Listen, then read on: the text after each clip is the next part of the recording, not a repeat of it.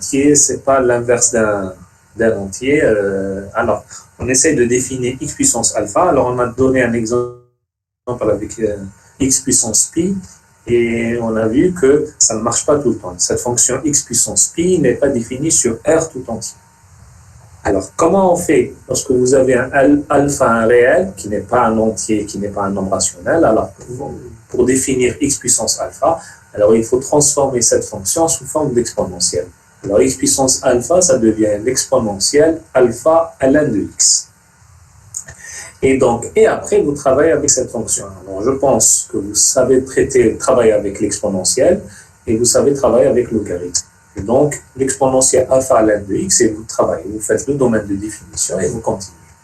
Alors, ln de x ici, cette fonction est définie sur r étoile plus, et donc x puissance alpha, c'est une fonction qui est définie sur r étoile plus, c'est-à-dire pour tous les x strictement supérieurs à 0. Alors, faites attention, si vous avez x puissance alpha, la fonction n'est pas définie sur r. Alors, cette fonction, on l'appelle fonction puissance. Et donc, elle est de classe C infinie parce que la fonction exponentielle alpha ln de x est de classe C infinie sur r étoile plus. Maintenant, si j'ai envie de dériver ça, alors vous prenez la fonction et vous essayez de calculer la dérivée. Alors, x puissance alpha prime, ça devient l'exponentielle alpha ln de x prime, et vous dérivez. Alors, c'est la dérivée de alpha ln de x, c'est alpha sur x, multiplié par l'exponentielle alpha ln de x.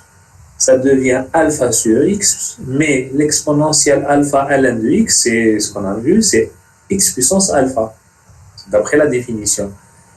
Et donc, regardez, j'ai un x puissance alpha, et ici j'ai un x. Alors, qu'est-ce que vous faites? Vous faites monter le x en haut, ça devient alpha fois x puissance alpha moins 1. Alors, en fait, regardez, on tombe sur la même propriété, ou bien la même définition de la dérivée de x puissance n. X puissance alpha prime, ça devient alpha fois x puissance alpha moins 1. En fait, ça marche. Ça marche pour les n en entier, ça marche aussi pour les réels. Donc, lorsque vous dérivez x puissance alpha, c'est la même chose, c'est alpha fois x puissance alpha moins 1. Sauf ici, faites attention, elle est définie sur x plus. Donc, d'une part, d'autre part, comme x est positif, la dérivée est toujours positive, donc la fonction x puissance alpha est strictement croissante. Elle est croissante si vous avez alpha est positif, et décroissante si alpha est négatif. Parce que n'oubliez pas, alpha c'est un réel, ce n'est pas forcément un nombre positif. On a défini x puissance alpha, quel que soit alpha. Oui. Pourquoi vous dites cette fonction est de classe infinie? Ah, c'est infini parce que x puissance alpha, c'est l'exponentielle alpha ln de x. L'exponentielle, c'est une fonction qui est de classe infinie. Vous pouvez la dériver autant de fois que vous pouvez. Et le logarithme, c'est une fonction qui est de classe infinie. C'est infini, c'est-à-dire vous pouvez aller dérivable autant de fois. D'accord, merci. Bon? Oui, merci. Donc, alors, la dérivée de f, c'est alpha fois x puissance alpha moins 1. Et on a dit comme x est positif, donc x puissance alpha moins 1, c'est positif. Donc, le signe de la dérivée, ça revient à étudier le signe de alpha. Donc, si alpha est positif, alors la fonction est strictement croissante, et si alpha est négatif, la fonction est strictement décroissante. Voilà, ça, c'est alpha. Alors, voilà un tableau de variation. Bon, je pense que c'est très simple, faire un tableau de variation. Si alpha est positif, la fonction est croissante. Alors, les limites ici, on a calculé les limites. Et si alpha est négatif, la fonction est décroissante, c'est de plus l'infini vers moins l'infini. Alors là, il suffit de calculer les limites. Alors, si alpha est négatif, ici vous avez plus l'infini, ici c'est égal à moins l'infini. Alors, on se demande quelque chose, on se pose la question, je reviens un peu ici. Regardez, là, si alpha est positif, n'oubliez pas, la fonction est définie sur r étoile plus. Ça veut dire c'est moins l'infini, 0 plus l'infini des intervalles ouverts. Et regardez en 0, lorsque x tend vers 0, j'ai une limite égale à 0.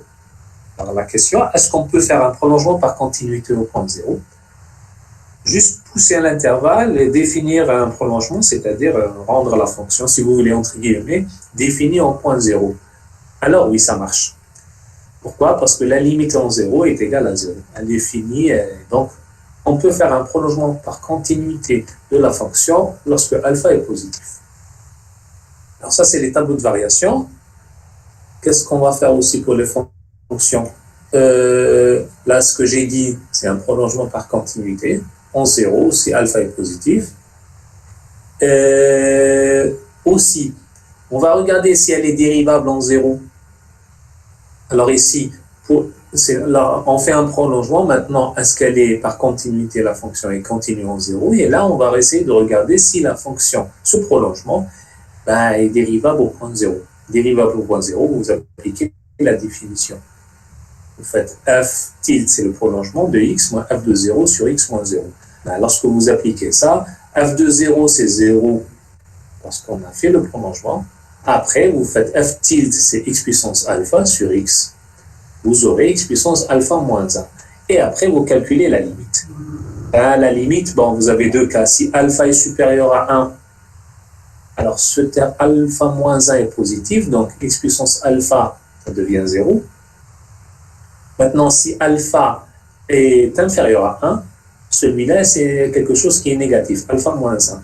Donc, c'est à peu près quelque chose qui ressemble à 1 sur x, si vous voulez. Et lorsque vous calculez la limite en 0, ça devient plus l'infini. Alors, par conséquent, qu'est-ce que vous pouvez déduire? Que lorsque alpha est strictement positif, si alpha est supérieur à 1, la limite est égale à 0. Donc, vous allez voir que le graphe est comme ça. Maintenant, si alpha est compris entre 0 et 1, la limite est égale à plus l'infini. Alors, donc, elle n'est pas dérivable et elle admet une demi-tangente qui est dirigée vers y', et donc la fonction n'est pas dérivable en 0. Alors, si alpha est entre 0 et 1, ça ressemble un peu à la racine de x. En fait, ça ressemble un peu parce que, regardez, la racine de x, c'est alpha est égal à 1,5 si vous voulez, donc à peu près, c'est le même comportement. Et si alpha est supérieur à 1, ça ressemble un peu, par exemple, à x au carré. On démarre en bas et comme ça. C'est une parabole, si vous voulez. Alors ça, c'est le comportement de la fonction si alpha est positif.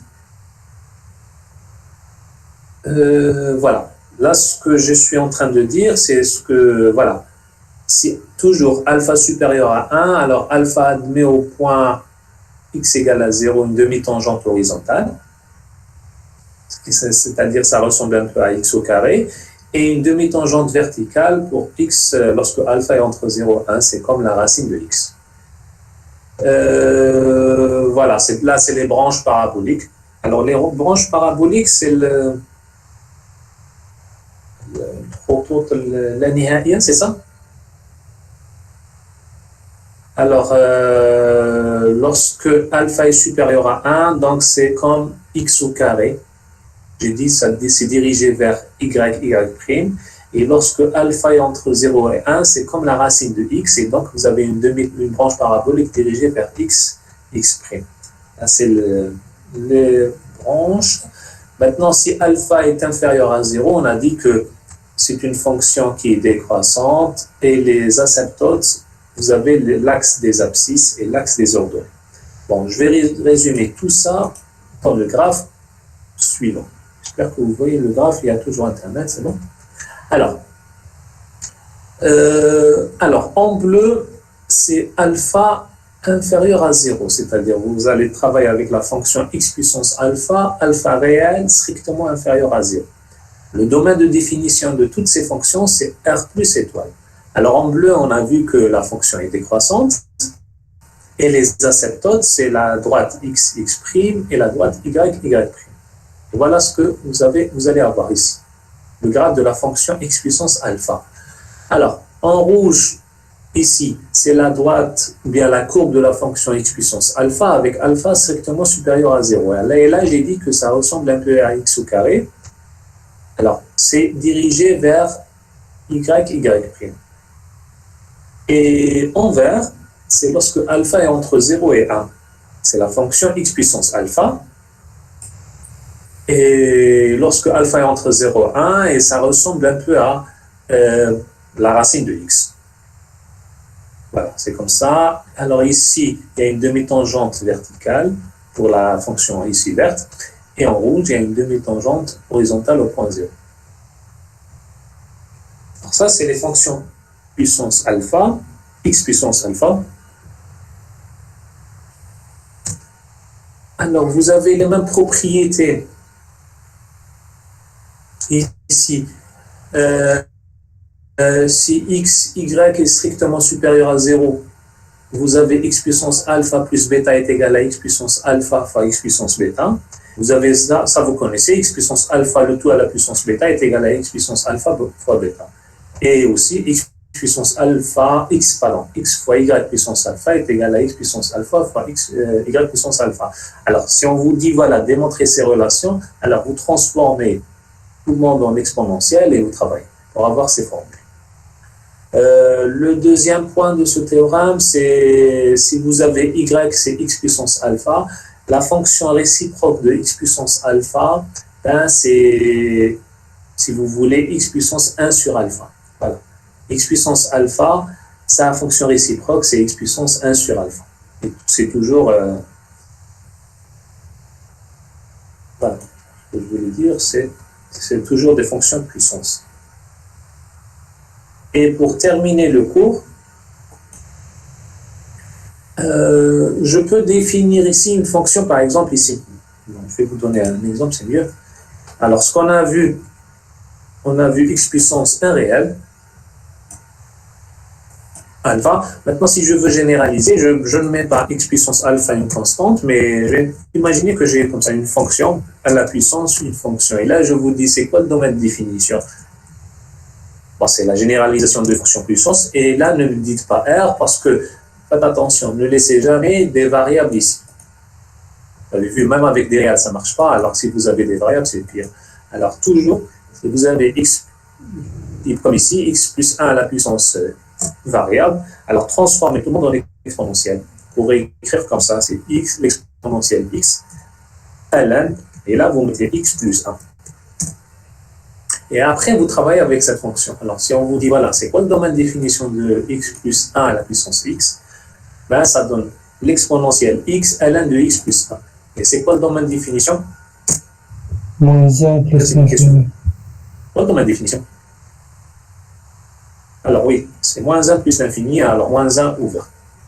Alors faites attention. Mais sinon, si vous faites le domaine de définition et après vous allez regarder, vous allez voir que cette fonction est assez régulière, c'est infini, il n'y a pas de problème de dérivabilité, etc. Très gentil, même pour la dérivée, vous dérivez. Vous savez, ln, vous connaissez ln, logarithme impérien, vous connaissez l'exponentielle et vous dérivez, travaillez. Bien, de façon plus générale, si vous avez une fonction à la puissance, une autre fonction, alors c'est comme je viens de dire, ne faites jamais le directement, toujours travailler avec l'exponentielle. Alors, autre chose, on peut avoir des fonctions comme cas particulier, au lieu d'avoir x puissance alpha, vous pouvez avoir un réel à la puissance une variable. A, par exemple, A à la puissance x. À la puissance x, ça existe. On peut toujours. Alors, comment vous allez traiter ça? Faites attention. C'est l'exponentielle x ln de a. Et l'exponentielle x ln de a, alors, on ne peut pas définir cette fonction, quelle que soit a, la constante a, puisque vous allez avoir ln de a. Donc, cette fonction a à la puissance x, elle est définie naturellement sur R, parce que x, c'est la variable, mais pour tous les a strictement positifs. Par exemple, vous ne pouvez pas écrire la fonction en moins 2 à la puissance x, ça n'existe pas, elle n'est même pas définie. On ne sait pas l'écrire. Alors, avant de revenir, voilà, ça c'est un exemple. C'est ce que j'étais en train de dire, c'est 1 plus x à la puissance x. Son domaine de définition, c'est moins 1 plus l'infini, et LC infini. Et si vous voulez dériver la fonction, l'exponentielle x, ln de x plus 1, ben, je pense que vous savez dériver. Vous dérivez ce qu'il y a ici en puissance, et après, vous multipliez par l'exponentielle. La dérivée, c'est la dérivée de x ln de x plus 1. Et après, vous multipliez par l'exponentielle x ln de x plus 1. Et la dérivée de x ln de x plus 1, vous dérivez x, c'est 1 fois ln de x plus 1, plus x multiplié par la dérivée de ln de x plus 1. La dérivée de ln de x plus 1, c'est 1 sur x plus 1 multiplié par x. Donc, vous aurez tout ça. Ben, après, vous multipliez par l'exponentielle. Bon, Peut-être des fois c'est un peu compliqué, mais c'est faisable. On peut le faire, il n'y a pas de problème. Voilà, je termine. Et là, avant de passer à autre chose, alors maintenant, normalement, j'aurais dû commencer par ça. En général, je fais ça pour les étudiants. Ne pas dire de bêtises parce qu'après, imaginez que vous avez ça. Ça répond à la question.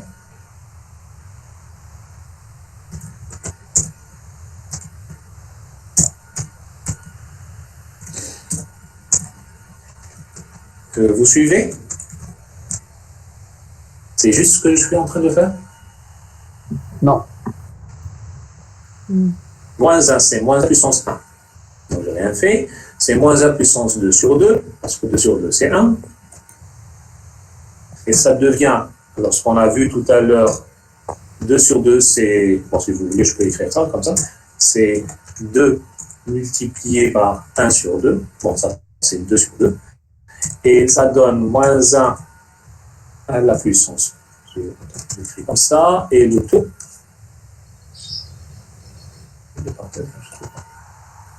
Le tout, comme ça. Voilà, à la puissance 1 sur 2. Et bon, je sors comme ça. Et ça devient, alors le moins a au carré, et ça donne 1, et ça devient puissance 1 demi. Puissance 1 demi, c'est la racine, et ça devient 1. C'est juste? Non. Non. Bon, c'est juste, naturellement, c'est pas juste parce que c'est mort, vous avez trouvé moins 1 égale à 1. Bon, ça c'est. Elle est où l'erreur? 2 fois 1 sur 2. On ne peut pas écrire, par exemple, moins 1, 2, demi. Après, on dira moins 1 demi, puissance 2, puissance 2.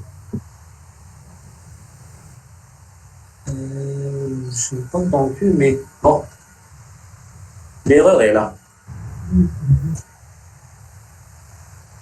Elle est là. Vous n'avez pas le droit de faire moins 1 puissance 2 fois 1 demi, et là, vous allez faire, ça devient moins 1 puissance 2, le tout fois 1 demi. Ça ne marche pas. Il faut que le x soit strictement supérieur à 0. Ok? Alors, ne faites pas de bêtises comme ça, parce que sinon, vous tombez sur des moins 1 égale à 1. Faites attention, on ne peut pas s'amuser à faire ça. On n'a pas le droit de faire moins 1 au carré, c'est-à-dire ici, moins 1 puissance alpha fois bêta est égal à moins 1 puissance alpha, le tout à la puissance bêta, parce que là, ça, c'est pas positif. Ok? Donc, comme ça, vous savez faire ça. Voilà. Je termine le cours sur les fonctions puissance. Si vous avez des questions, avant de passer à autre chose. Alors, on passe à autre chose. Alors, une deuxième, la partie 2, c'est les fonctions circulaires réciproques. Alors, ça veut dire quoi, les fonctions circulaires? Alors, les fonctions circulaires, c'est les fonctions que vous connaissez. C'est sinus de x, cosinus de x, tangente de x. Ça, c'est des fonctions circulaires. Alors qu'il y a tangente, il y a aussi la cotangente. La cotangente, on n'utilise pas beaucoup parce que là, vous allez dire que c'est l'inverse. C'est 1 sur tangente de x. C'est cosinus sur sinus. Tangente de x, c'est sinus sur cosinus. Cotangente, c'est cosinus sur sinus. Bon, on ne l'utilise pas, on dit c'est 1 sur tangente et c'est tout. Alors ça, c'est les fonctions circulaires. Alors, ce qu'on va faire, non, je pense que vous savez faire ça. Sinus, cosinus, vous avez fait ça au CE1 peut-être. Alors, ce que j'ai envie de faire, c'est définir les fonctions circulaires réciproques. J'ai envie de définir la fonction réciproque de la fonction sinus. Et le premier problème qu'on se pose, c'est, ou bien la première question, est-ce que la fonction sinus est bijective? Pour définir une fonction réciproque, il faut qu'elle soit bijective, alors que la fonction sinus n'est pas bijective. Elle est comme ça. Elle est périodique, elle est comme ça, donc elle n'est pas bijective. Alors, pour pouvoir inverser, ou bien calculer une fonction réciproque, il faut qu'elle soit bijective. Alors là, ça ne marche pas. Alors, qu'est-ce qu'on fait? On essaie de faire une restriction. Bon, là, je reviens ici, je passe pour regarder. Alors, la fonction sinus, elle est là. C'est ce qui est en bleu et en rouge. Tout le monde sait dessiner ça. Elle n'est pas bijective. Elle n'est même pas injective. Regardez, elle est ici. Par exemple, moins pi et pi, elles ont la... c'est 0. Sinus de pi, sinus de moins pi est égal à 0, donc elle n'est pas injective. Par exemple, donc qu'est-ce qu'on fait pour pouvoir, ce n'est pas la rendre bijective, mais travailler avec une autre fonction qui soit bijective. Alors on fait une restriction, c'est-à-dire on ne considère pas la fonction sinus définie sur R tout entier, mais on va essayer de prendre uniquement la restriction du sinus sur l'intervalle moins pi sur 2, pi sur 2, ici. Alors on travaille avec sinus, la restriction plutôt, de sinus de x, c'est-à-dire on va prendre la fonction sinus définie de moins pi sur 2, pi sur 2, intervalle fermé. Bon, on sait que l'image est égale à moins 1, donc cette fonction sinus définie de moins pi sur 2 vers pi sur 2. Alors regardez comment elle est. Moins pi sur 2, pi sur 2, elle est continue, elle est même si infinie, et en plus, elle est strictement croissante. La restriction. Alors, si continue strictement croissante, Bijective. elle est bijective. Elle est bijective de moins pi sur 2, pi sur 2, dans moins 1. Donc, si elle est bijective, elle admet une fonction réciproque. Alors, la fonction réciproque, c'est on met sinus, lorsqu'on écrit, on écrit f moins 1, elle va être définie de moins 1 vers moins pi sur 2, pi sur 2. Mais nous, sinus, on ne va pas écrire sinus moins 1, on va appeler la fonction réciproque de la fonction sinus, on va l'appeler l'arc sinus. Alors, on écrit comme ça. C'est arc sinus de x. Alors, arc sinus de x, c'est la fonction réciproque de la fonction sinus qui est définie de moins 1 vers moins pi sur 2, pi sur 2. Alors là, voilà. Alors, arc sinus, c'est la fonction réciproque de la en fait, c'est la restriction, c'est pas la fonction sinus, c'est restriction de sinus de x, c'est-à-dire sinus moins pi sur 2 vers moins 1. Alors, la fonction réciproque, elle va être définie de moins 1 vers moins pi sur 2, pi sur 2. Rappelez-vous ça, surtout l'ensemble d'arrivée, parce qu'on va l'utiliser beaucoup. Donc, l'arc sinus de x va être défini de moins 1 vers moins pi sur 2, pi sur 2.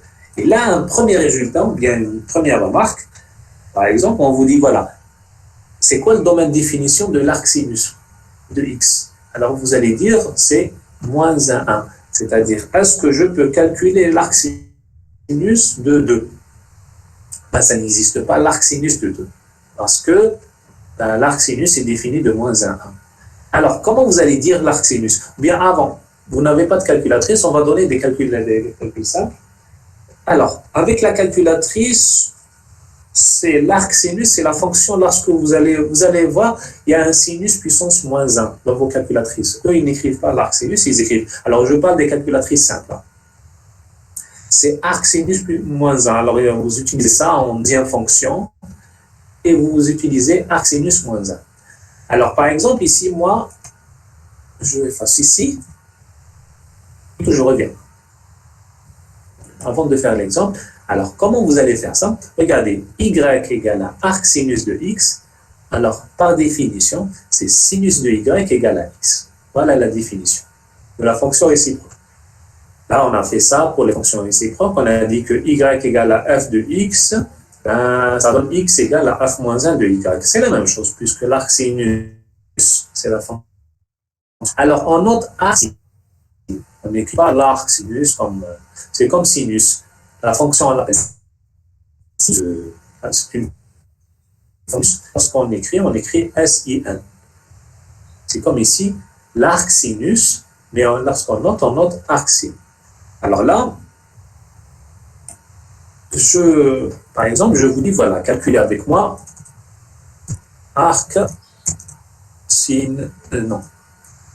Et il y a le sinus de 1. A priori, vous n'avez pas. Qu'est-ce que ça veut dire, l'arc sinus de 1? Alors, qu'est-ce que vous allez faire? Vous allez dire, je mets arc sinus de 1 est égal à y, et par définition de la fonction réciproque, ça veut dire que, n'oubliez pas, moi, je veux chercher le y. Alors, je cherche le y qui vérifie sinus de y égale à 1. C'est quoi le y? Pi sur 2. Alors, quel est le y qui vérifie sinus de y égale à 1? Pi sur 2. Mais n'oubliez pas, l'image, toujours l'image doit être dans... regardez ici. l'arc sinus toujours doit être dans moins pi sur 2, pi sur 2. Il ne faut pas le dépasser. Alors, donc, qu'est-ce que vous allez dire? Quel est le y qui vérifie sinus de y égale à 1? Et aussi, le y doit être entre moins pi sur 2, pi sur 2. Ben, c'est quoi le sinus de y égale à 1? Donc, y égale à pi sur 2. Et donc, qu'est-ce que vous allez dire? Donc, vous revenez et vous dites, voilà, l'arc sinus de 1, ça donne pi sur 2. Et puis, il est là. Alors, par exemple, au lieu de faire 1, j'ai envie de mettre la racine de 3 sur 2. Alors, si je ne me trompe pas, attendez, non, comme ça, et comme ça. Arc sinus de 3 sur 2. Alors, il faut le calculer. Qu'est-ce que vous allez dire? Je ne sais pas calculer ça, arc sinus directement de 3 sur 2. Alors, vous allez dire, voilà, je mets y tel que y égale à arc sinus de la racine de 3 sur 2. Donc, ça veut dire que sinus de y égale à la racine de 3 sur 2.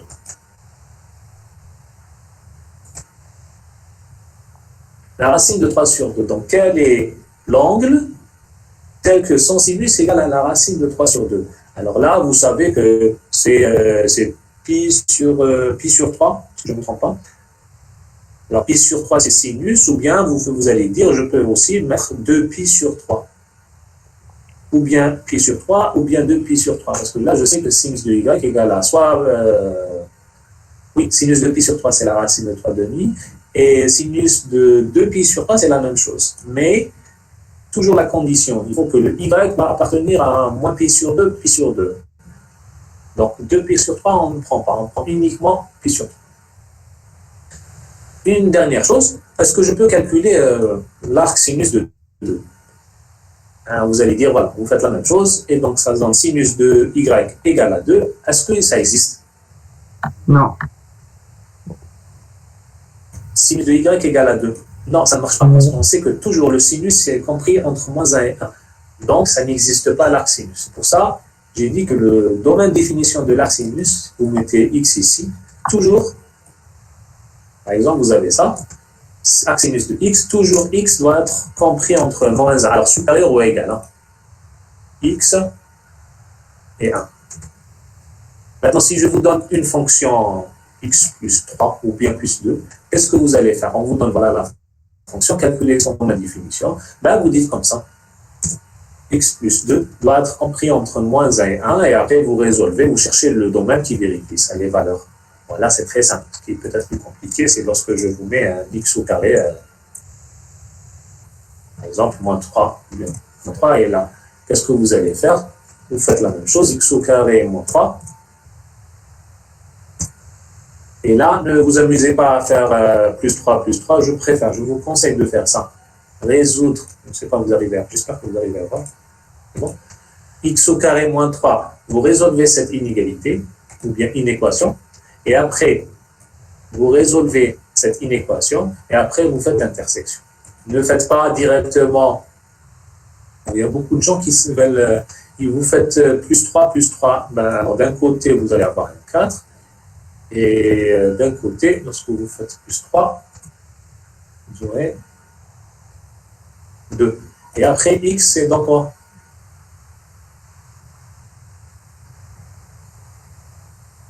X appartient à quel ensemble? 2 moins racine de 2. Alors, après, voilà ce que font les étudiants. Ils disent, voilà, x au carré entre 2 et 4, donc x est compris entre la racine de 2 et la racine, elle est la racine de 4. Elle est là. La racine de 4, bon, la racine de 4 est égale à 2. Et ça, c'est faux. C'est faux. Si x au carré est compris entre 2 et 4, le x n'est pas compris entre la racine de 2 et la racine de 4. En fait, c'est une valeur absolue. C'est x, soit x est compris entre la racine de 2 et la racine de 4, ou bien x est compris entre, vous inversez. Alors, c'est moins la racine de 2 et... Ou plutôt, là, vous aurez moins 2, moins la racine de 4, et là, vous aurez moins la racine de 2. Faites attention, vous avez x positif. Donc, soit vous mettez une valeur absolue, mais je vous déconseille de faire comme ça. Ne faites pas comme ça un carré.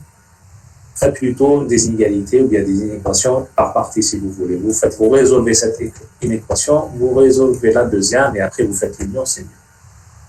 Bon, ça, c'est pour le domaine définition. Vous aurez des exercices à ça. Alors, autre chose, moi j'ai envie de faire, c'est une fonction. L'idée c'est d'étudier la fonction, le comportement. Est-ce que je sais dessiner ça? Est-ce qu'elle est dérivable? Est-ce qu'elle n'est pas dérivable? Cette fonction arc-sinus. Alors tout ce que je sais maintenant, c'est une fonction qui est définie de moins 1 à 1. Son domaine c'est moins 1 à 1. L'image d'arrivée c'est moins pi sur 2, pi sur 2. Alors maintenant, est-ce qu'elle est continue? Est-ce qu'elle n'est pas continue? Est-ce qu'elle est dérivable? Alors, premièrement, elle est continue parce que théorème des fonctions continue, bijectif, si vous avez une fonction qui est continue, strictement croissante, bien strictement monotone, définie dans un intervalle vers un autre, elle est bijective et la fonction réciproque est continue. Donc l'arc sinus est continu de moins 1 à 1 vers moins pi sur 2, pi sur 2. Est-ce qu'elle est dérivable? Alors rappelez-vous la dérivabilité, la dérivée d'une fonction réciproque, on a fait ça la semaine passée, c'est f moins 1 prime de y égale à 1 sur f prime de x. Ou la relation entre x et y, c'est y égale à f de x. Plutôt, je préfère écrire comme ça, c'est mieux. Lorsqu'on a fait ça, la dernière fois, on a fait ça f moins 1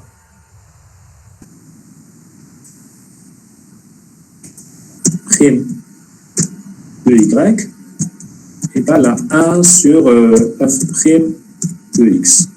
Voilà ça. Ou la relation entre x et y, c'est y égale à f de x. Maintenant, si f est dérivable, f moins 1 est dérivable, sauf pour les valeurs qui annulent la dérivée de f. En dehors de ces valeurs-là, la fonction est dérivable. Alors nous, les valeurs qui annulent la fonction sinus, vous allez voir que c'est moins 1 et c'est 1.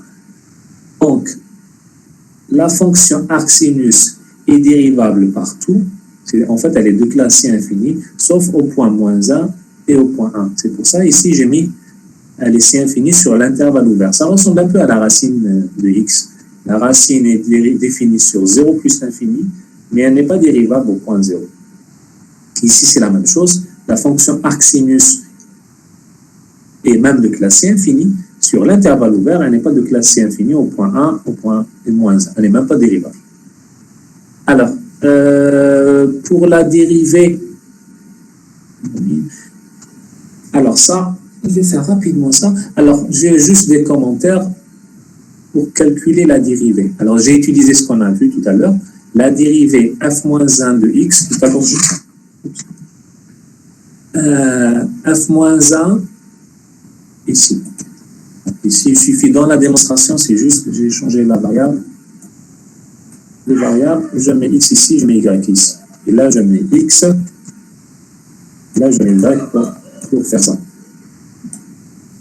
Alors, f-1 prime de x, c'est 1 sur f prime de y. C'est-à-dire, vous allez avoir la dérivée de l'arc sinus, c'est 1 sur la dérivée de sinus, ça devient 1 sur cosinus de y. Mais comme ici, la dérivée de la fonction arc sinus est exprimée en x, ben, il faut écrire 1 sur cosinus de y en x. Il faut toujours faire la dérivée arc sinus prime de x, il faut écrire ça en fonction de x et non pas en fonction de y. Et là, on va faire un peu de gymnastique pour transformer cette relation en x. Alors, l'idée, qu'est-ce qu'on a fait? C'est bon. Je suis toujours connecté. Alors, qu'est-ce que vous faites? Cosinus de y, c'est quoi? Alors, on sait que y, c'est f de x, ça devient y, c'est l'arc sinus de x. Alors, comme x appartient à moins 1, 1, y va appartenir à moins pi sur 2, pi sur 2. C'est ça la relation. Alors, la question, comment écrire 1 sur cosinus de y en fonction de x? Alors, vous utilisez ces relations. C'est clair jusqu'ici, j'ai envie de continuer, mais je ne sais pas si vous avez bien compris ça. Des questions?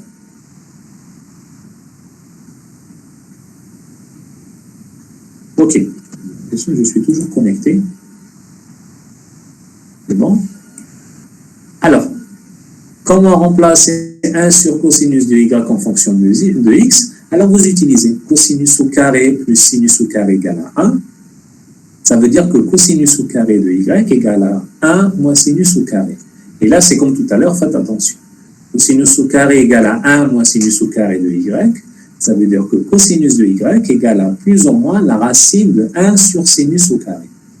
Alors, qu'est-ce qu'on choisit? Est-ce qu'on choisit plus la racine ou bien on choisit moins la racine? Alors, l'idée ici, c'est d'étudier est-ce que cosinus est positif de y ou bien est-ce que cosinus de y est négatif? Alors, mais n'oubliez pas, y c'est quoi? Y est lié à x par la relation y égale à l'arc sinus de x. X appartient à moins 1, et tout à l'heure, on a vu que l'arc sinus envoie un moins 1 vers moins pi sur 2, pi sur 2. C'est ça la définition de l'arc sinus. La fonction arc sinus est définie de moins 1 vers moins pi sur 2, pi sur 2. Donc, y comme y égale à l'arc sinus, ça veut dire que y appartient à moins pi sur 2, pi sur 2. Donc, y appartient à moins pi sur 2, pi sur 2, ça veut dire que cosinus de y est positif, parce qu'il est dans le demi-cercle droit. Donc, son cosinus est positif. Donc, le cosinus de y est positif. Eh bien, ici, on prend plus la racine de 1 moins sinus au carré. On ne prend pas moins, parce que cosinus de y est positif. Par conséquent, cosinus de y, c'est la racine de 1 moins sinus au carré. Mais n'oubliez pas, y, c'est arc sinus de x. Ça veut dire, par définition, sinus de y. Là, il faut que je revienne ici, comme ça. Regardez, y, c'est l'arc sinus de x. Par définition, sinus de y égale à x. Donc, sinus au carré de y, ça devient x au carré. Donc, cosinus de y égale à la racine de 1 moins x au carré. Et vous prenez cette relation, vous allez l'injecter ici. Donc, arc sinus de x, ou bien plutôt la dérivée de l'arc sinus, c'est 1 sur cosinus de y qui est égal à 1 sur la racine de 1 moins x au carré. Voilà. Et cette relation est définie, quel que soit x appartient à moins 1. Si x égale à moins 1 ou bien si x égale à 1, la fonction n'est pas dérivable. Donc, c'est pour ça qu'on dit qu'elle est de classe C infinie sur moins 1, parce que pourquoi je déduis qu'elle est de classe C infinie? Là, en fait, vous allez dire qu'elle est de classe C 1 ou bien elle est dérivable. En fait, après, vous allez regarder la fonction. C'est la dérivée 1 sur la racine. Est-ce que c'est une fonction dérivable? Oui, elle est dérivable là aussi, sur l'intervalle ouvert moins 1. Elle n'est pas dérivable, elle n'est même pas définie au point 1 et au point moins 1. Cette fonction dérivée. Donc, et sinon, après, je sais que la racine, on peut la dériver autant de fois, sauf sur les valeurs qui annulent la racine. Donc là, on dit qu'elle est de classe C infinie. C'est bon? Alors là, c'est une petite démonstration sur la dérivée de l'arc sinus. Est-ce que c'est clair? Oui. Est-ce que je suis toujours connecté? C'est bon, vous m'entendez? Oui. Ce que je vous demande de faire, c'est un peu technique. Essayez de revoir. Essayez par contre, mais il faut connaître cette formule de la dérivée d'une fonction réciproque. Réviser ça. Là, on a fait ça. Même, il y avait une question sur l'examen de ça, je pense. Essayez d'utiliser ça et après, vous aurez ça. C'est un peu technique, mais c'est pas très compliqué la dérivée. Alors, oui. Autre chose, elle est dérivable, elle est de classe C infinie. Là, on vous demande de tracer le graphe de l'arc sinus. Alors, l'arc sinus, je reviens un peu à la fonction sinus. Elle est là en rouge. Voilà, elle est en rouge. Donc, la fonction réciproque, qu'est-ce que vous allez faire pour tracer une fonction réciproque? Fonction sinus, c'est comme ça. L'arc sinus, c'est la réciproque de sinus. Alors, vous tracez la première bisectrice, c'est la wall, et vous faites une symétrie par rapport à la première bisectrice de la fonction sinus. Alors, regardez, la fonction sinus ici, elle est comme ça. Regardez ici, au point moins pi sur 2 et point pi sur 2, la dérivée de sinus est égale à 0. C'est pour ça, la dérivée de la fonction n'est pas dérivable en ces points-là, c'est-à-dire au point 1 et au point moins 1, parce que la dérivée s'annule. Et après, sinon, vous faites une symétrie. Alors, la symétrie, elle est comme ça.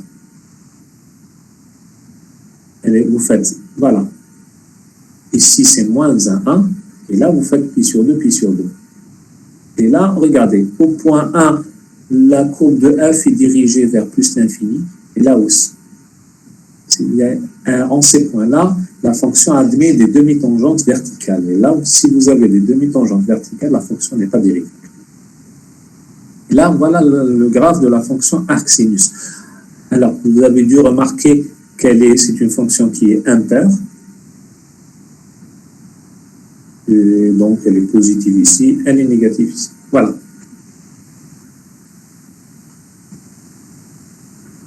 Alors, ici, les questions, je donne des exemples, comme ça vous allez mieux comprendre un peu la situation. Si vous avez des questions. Monsieur. Oui. Pourquoi 1 moins sinus au carré est égal à 1 moins x au carré? 1 moins sinus au carré. Ah, oui. Pourquoi 1 moins sinus au carré est égal? Oui, parce que regardez, on a dit que y c'est l'arc sinus de x. J'ai posé par exemple, je pose y égale à l'arc sinus de x et je travaille. Si y égale à l'arc sinus de x, ben x égale à combien? C'est comme, je redescends, c'est mieux. Si je mets y égale à f de x, par définition de la fonction réciproque, x égale à quoi? C'est f moins 1 de y. Alors c'est la même chose. Nous on a dit que y égale à arc sinus de x. Et par définition de la fonction réciproque, x égale à quoi? C'est la fonction réciproque. Et donc ça donne bien, c'est sinus de y. C'est bon? Là, peut-être que vous allez vous noyer un peu. J'ai dit que l'arc sinus est la fonction réciproque de sinus. Bon, c'est la même chose. Et la fonction réciproque de l'arc sinus, c'est quoi?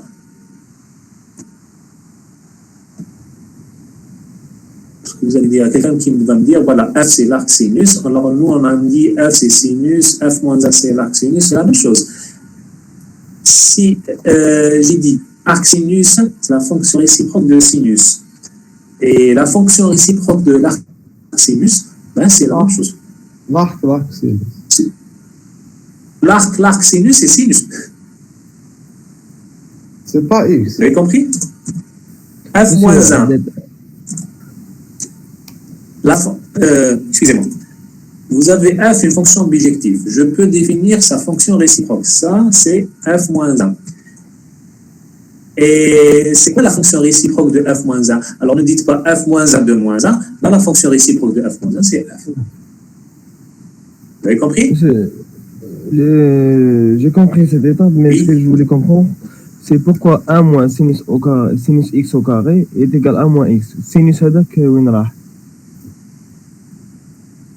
هنا اللي دخلت لي. C'est le sinus de y égale à x. C'est une définition, sinus de y est égal à x. Oui, nous on a mis, on pose y égale à l'arc sinus de x. D'accord. Vous avez compris? Je ne sais pas si vous voyez ici, le logiciel. Oui, je vois. On a dit y égale à l'arc sinus de x. Donc, x égale à sinus de y. Ah, d'accord, c'est bon. Vous avez compris ça? Oui, c'est bon. C'est par définition. Ok. D'autres questions?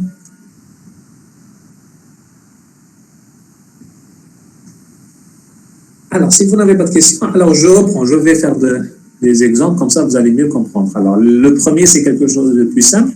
Calculer arc sinus de 1,5. Ça vaut combien? Alors, je répète, avec vos calculatrices, vous réglez, vous faites sinus, vous mettez 1,5 et vous faites, je pense, deuxième fonction et vous mettez sinus puissance moins 1. Parce que c'est la fonction réciproque de sinus. Sauf faites attention, lorsque vous réglez les calculatrices, vous réglez ça en radians et non pas en degrés et tout. Parce qu'en maths, on travaille avec le radian. En physique, peut-être, vous travaillez avec le degré, mais en mathématiques, vous travaillez avec un radian. Parce que ça risque de vous donner, par exemple, quelque chose qui est faux.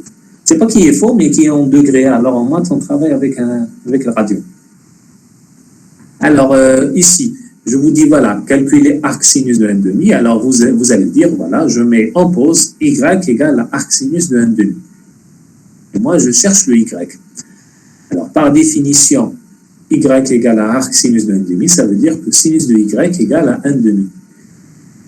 Donc, je cherche un angle, zawiya, tel que son sinus égale à 1,5. Mais le y aussi, par définition, il faut qu'il soit dans moins pi sur 2, pi sur 2. Il ne faut pas qu'il soit à l'extérieur.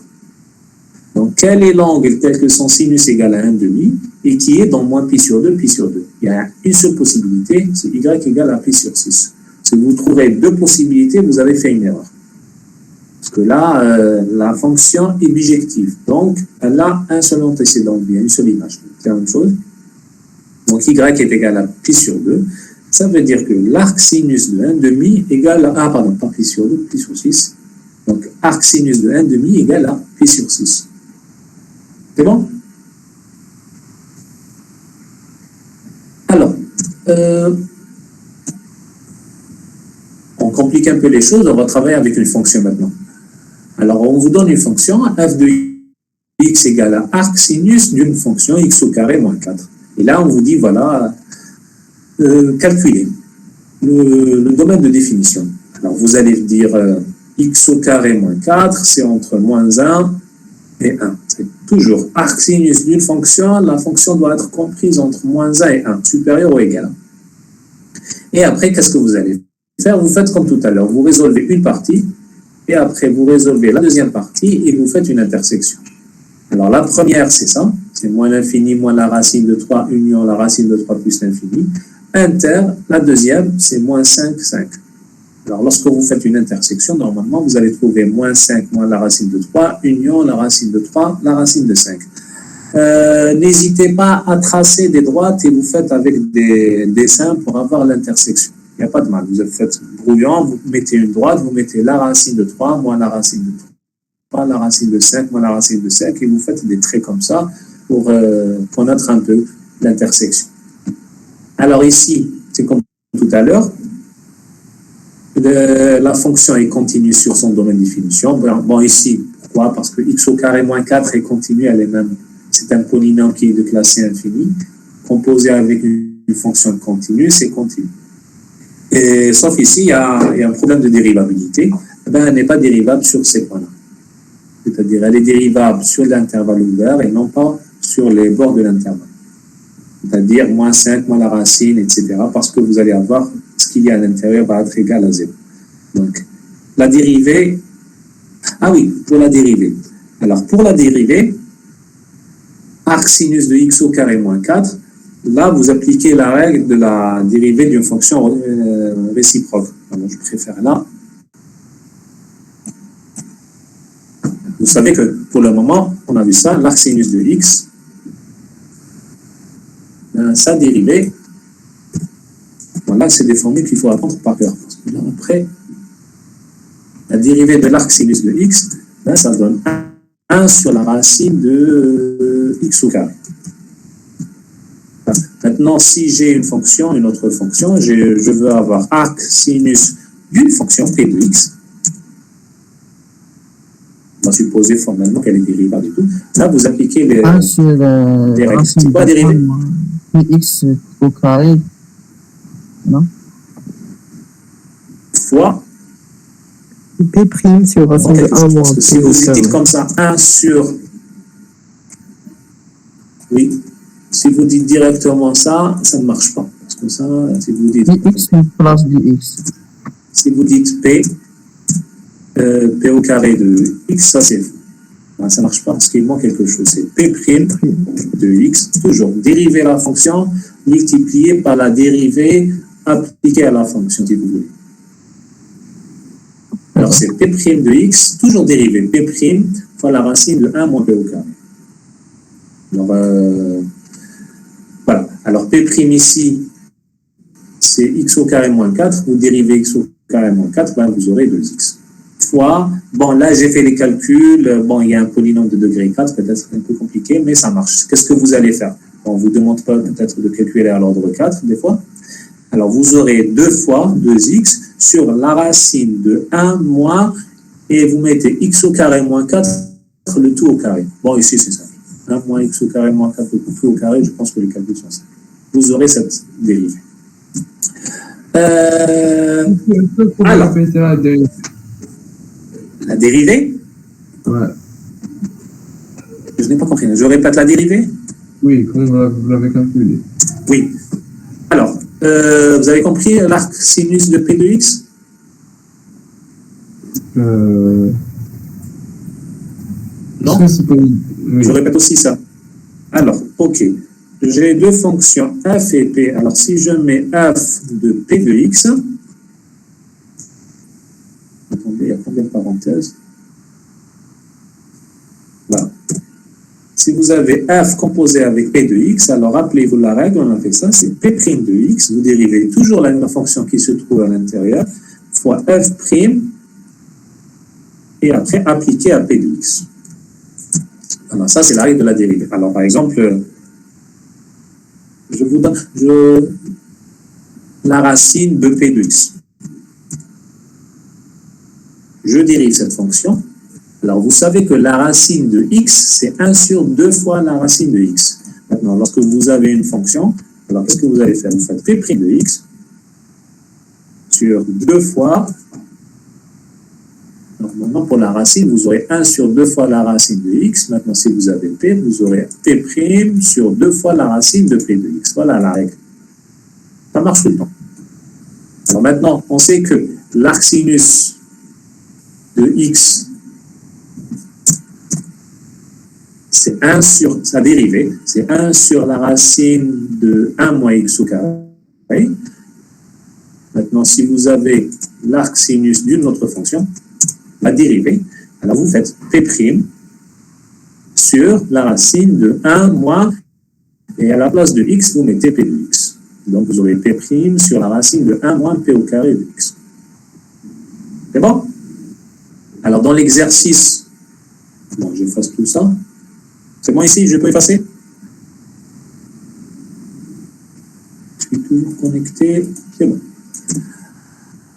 Alors, dans l'exercice, j'avais arc sinus de ça. X au carré moins 4. Comme ça.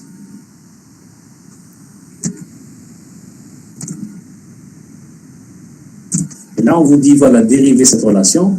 Alors, qu'est-ce que vous allez faire? C'est P'. Alors ici, P, c'est x au carré moins 4. Vous faites 2 dériver x au carré moins 4, vous aurez 2x. Et après, sur... Alors, normalement, dans la racine, vous avez 1 moins x au carré. Maintenant, à la place de x, vous remplacez le x par p. Vous aurez 1 moins x au carré. Attendez. C'est x au carré moins 4. Et le tout... le tout au carré. Vous aurez 2x. Ah oui, c'est bon. C'est 2x sur la racine de 1 moins x au carré moins 4, le tout au carré. Et là, vous calculez. J'espère que je ne me suis pas trompé dans les calculs. Vous aurez 1 moins 16. Vous aurez moins 15. Oui, c'est bon. C'est clair? Oui. Ok. Je continue. Bon, je vais m'arrêter là, juste là. Ici. Alors, cette identité, alors là, ça, c'est pas compliqué parce que si vous avez, normalement, vous avez fait ça et vous avez fait ça en algèbre. Si vous avez f, il est f rang f moins 1 de x. Vous aurez quoi? X. L'identité. X. Et si vous avez f moins 1 rang f de x. X. C'est la même chose. C'est x, c'est l'identité. En fait, f de x, c'est comme si vous prenez un x image, vous faites son image, vous aurez f de x, et lorsque vous faites f moins 1, vous revenez à, vous faites le sens inverse. C'est ça l'idée. Aller d'un ensemble à un ensemble, et après f moins 1, revenir à l'ensemble initial. Et comme c'est une bijection, il y a une seule image et un seul antécédent. C'est pour ça que vous allez avoir un x. C'est l'idée. que ce soit l'ensemble de départ d'arrivée, lorsque bien vous prenez l'arrivée, vous faites f moins 1 et après vous faites f de x, vous revenez ici. Tout le monde est objectif, il n'y a aucun problème ici. C'est ça l'idée. Alors, sinus ou bien l'arc sinus c'est une fonction définie de moins 1 vers moins pi sur 2 pi sur 2 et sa réciproque, alors j'ai dit arc sinus, et sa réciproque c'est la fonction sinus, c'est moins pi sur 2 vers moins 1. Donc, ces deux fonctions sont bijectives et ils sont réciproques l'une à l'autre. Donc, lorsque vous faites f rang f moins 1, vous aurez x, et lorsque vous faites arc sinus de x, vous aurez x. Ça, c'est la même chose. Les problèmes vont venir après. Et je m'arrête là parce que là, je préfère laisser ça pour la semaine prochaine. Autre chose, voilà, des questions?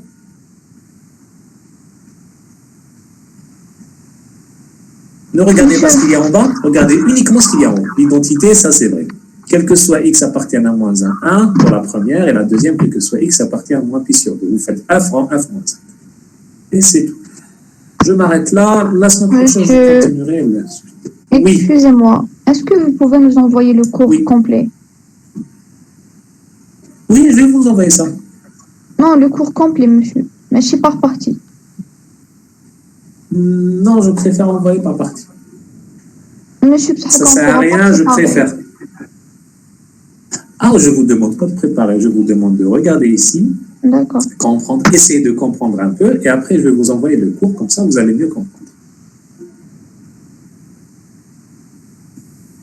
D'autres questions?